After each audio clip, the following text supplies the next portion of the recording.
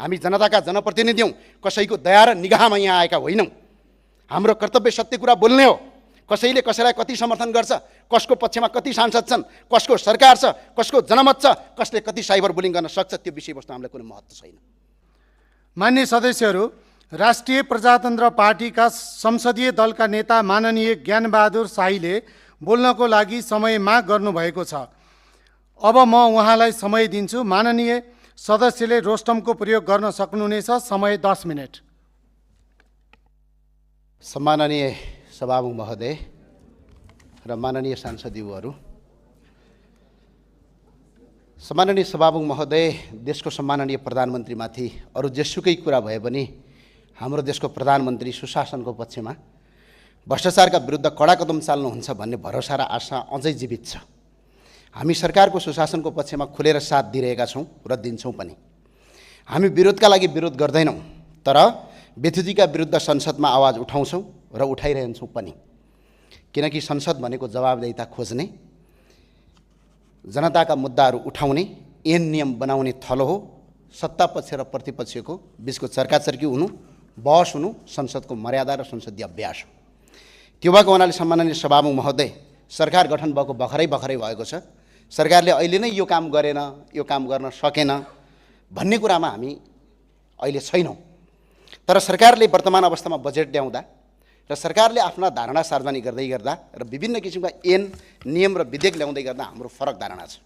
सम्माननीय सभामुख महोदय, सरकारले विद्युतीय सवारी साधनमा करछली र बजेटका सूचना चुहाट प्रकरण जस्ता ठुला काण्डमा महालेखाको प्रतिवेदनलाई लत्याउँदै चुक्याउने काम गर्यो। हामीले विरोध गर्यौँ। नेपालको प्रधानमन्त्रीले संसदको रोस्टममा उभिएर नेपालले भारतको सिमाना मिचेको छ भनेर अभिव्यक्ति दिनुभयो। प्रधानमन्त्रीको यो कुरालाई सही हो भन्दै हामीले थपडी बजाउन सकेनौँ। सम्माननीय सभामुख महोदय, गरिब दुखी नागरिकले पाउँदै आएको स्वास्थ्य बिमा सरकारले कटौती गर्यो। हामीले गरिबलाई स्वास्थ्य बिमा उपलब्ध गराऊ भन्यौँ, के हामीले गल्ती गर्यौँ?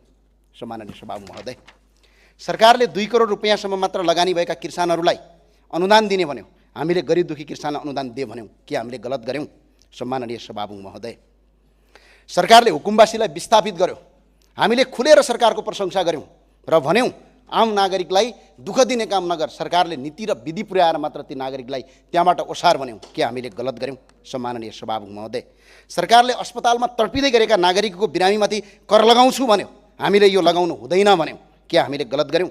सरकारले बिजुलीमा भ्याट लगाएर नागरिकलाई शास्ति दिन्छु भन्यो, हामीले यो हुँदैन भन्यौँ, के हामीले गलत गर्यौँ? सम्माननीय सभामुख महोदय, सम्माननीय सभामुख महोदय, सरकारले राम्रा काम गर्यो, सही काम गर्यो भने हामी साथ र समर्थन दिन्छौँ र दि पनि रहेका छौँ। तर सरकारले गलत काम गर्यो भने हामी खबरदारी गर्छौँ र एक्लै भए पनि हामी उभिन्छौँ। त्यो भावनाले सम्माननीय सभामुख महोदय, सरकारलाई हामीले यति मात्रै भनेका हौँ, काम गर्नुहोस्, काम गर्दै गर्दा जनमुखी सुशासनयुक्त विधि सर्मत गर्नुहोस् मात्र भनेका हौँ। सम्माननीय सभामुख महोदय, हामीले अर्थमन्त्रीज्यूको विश्वविद्यालयको सर्टिफिकेटमाथि प्रश्न गरेका होइनौँ।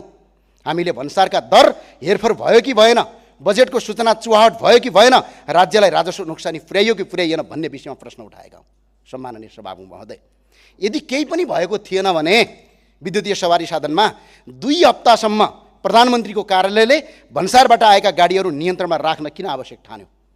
यो प्रश्न सत्तापक्षका माननीय सांसदहरूलाई मलाई होइन सोध्ने, सम्माननीय प्रधानमन्त्रीलाई सोध्न अपिल गर्न चाहन्छु। सम्माननीय सभामुख महोदय, सत्तापक्षका सांसदले भन्नुभएछ संसदमा चार्ट ल्याएर आऊ, प्रमाण ल्याएर आऊ। चार्ट र प्रमाण व्यक्तिले बोकेर ल्याउने चलन संसदमा छैन, यो संसदीय अभ्यासमा छैन। संसदमा चार्ट र प्रमाण बोकेर ल्याउनका लागि संसदीय छानबिन समिति आवश्यक हुन्छ, त्यो संसदीय छानबिन समितिले संसदमा ल्याउने हो। हामी त्यही भएर संसदीय छानबिन समिति चाहिन्छ भनेर माग गरिरहेका छौँ। सम्माननीय सभामुख महोदय, हिजो राज्य सत्ताका विरुद्धमा बोलेकै भरमा कुटाइ खायौँ, आक्रमण भोग्यौँ, हिरासत बस्यौँ र जनताको बिचमा गएर जनताको माया विश्वास र प्रेमका साथ यहाँसम्म आइपुग्यौँ।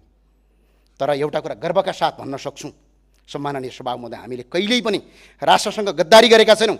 राष्ट्रको उच्च तहमा बसेर राष्ट्रहित विपरीत MCC जस्ता राष्ट्रघाती सम्झौताको मस्यौदा तयार गरेका छैनौँ हामीले। सम्माननीय सभामुख महोदय, राज्यलाई अरबौँ रुपैयाँ नोक्सानी पुर्याउनेहरूसँग साँठगाँठ गरेका छैनौँ।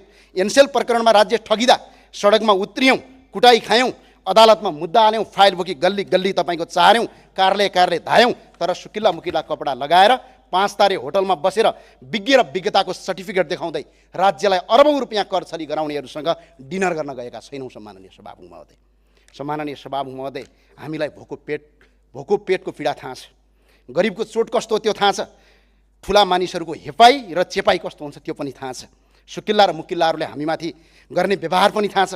हामी गरिब हुन सक्छौँ तर बेइमान हुन सक्दैनौँ। सम्माननीय सभामुख महोदय, सम्माननीय सभामुख महोदय, हामी गरिब हुन सक्छौँ तर बेइमान हुन सक्दैनौँ, बरु भोकै बस्न सक्छौँ तर इमान बेच्दैनौँ, सत्यको पक्षमा उभिन डराउँदैनौँ। आज पनि हामी कुनै व्यक्ति विशेषका विरुद्ध होइन, हामी सत्यको पक्षमा छौँ, राज्यको राजस्व जोगाउनुपर्छ भन्ने पक्षमा छौँ, जनताको सम्पत्तिको रक्षा गर्नुपर्छ भन्ने पक्षमा छौँ। त्यसैले फेरि एकपटक यो संसद मार्फत आग्रह गर्न चाहन्छु, निष्पक्ष संसदीय छानबिन समिति गठन गरियोस्, सत्य बाहिर ल्याइयोस्, दोषुकै भए पनि कानुनी दायरामा ल्याइयोस्। म सरकारलाई यो माग गर्न चाहन्छु। हामी सत्यको पक्षमा एक्लै भए पनि लडिरहन्छौँ, डटिरहन्छौँ, राष्ट्र र जनताको हितमा आवश्यक परे ज्यान बलिदान दिन तयार छौँ र भएका पनि हौँ, पछि हट्नेवाला छैनौँ। त्यो भएर सम्माननीय सभामुख कसैलाई लाग्न सक्छ पढे लेखेका मानिसहरूले अपराध गर्दैनन्, तर इतिहासले त्यस्तो देखाएको छैन। सम्माननीय सभामुख महोदय, अर्थशास्त्रमा उच्च शिक्षा हासिल गरेका, विश्वका प्रतिष्ठित विश्वविद्यालयबाट विद्यावारिधि गरेका डाक्टर रामशरण महत, डाक्टर प्रकाश चन्द्र महत, डाक्टर युवराज खतिवडा यो देशको अर्थमन्त्री भएकै समयमा देशका ठुल्ठुला भ्रष्टाचार र अनियमितताका घटनाहरू सार्वजनिक भएका छन्। त्यसैले केवल शैक्षिक योग्यता नै इमानदारिता र सुशासनको ग्यारेन्टी होइन। म बारम्बार भन्छु सम्माननीय सभामुख महोदय, यो देश गाउँका गरिब किसानहरूले सरबारा वर्गले बिगारेका होइनन्। यो देश दलबलमा पुर्याउने ती व्यक्तिहरू हुन् जो पढे लेखेका छन्, बुद्धि र क्षमता राख्छन्, सत्ता र शक्तिको पहुँचमा राख्छन्, तर देश र जनताप्रति इमानदार छैनन्। त्यसैले समस्या ज्ञानको अभाव होइन, समस्या नैतिकताको अभाव। त्यो भएर सम्माननीय सभामुख महोदय, हामी जनताका जनप्रतिनिधि हौँ, कसैको दया र निगाहमा यहाँ आएका होइनौँ। हाम्रो कर्तव्य सत्य कुरा बोल्ने हो। कसैले कसैलाई कति समर्थन गर्छ, कसको पक्षमा कति सांसद छन्, कसको सरकार छ, कसको जनमत छ, कसले कति साइबर बुलिङ गर्न सक्छ, त्यो विषयवस्तु हामीलाई कुनै महत्त्व छैन।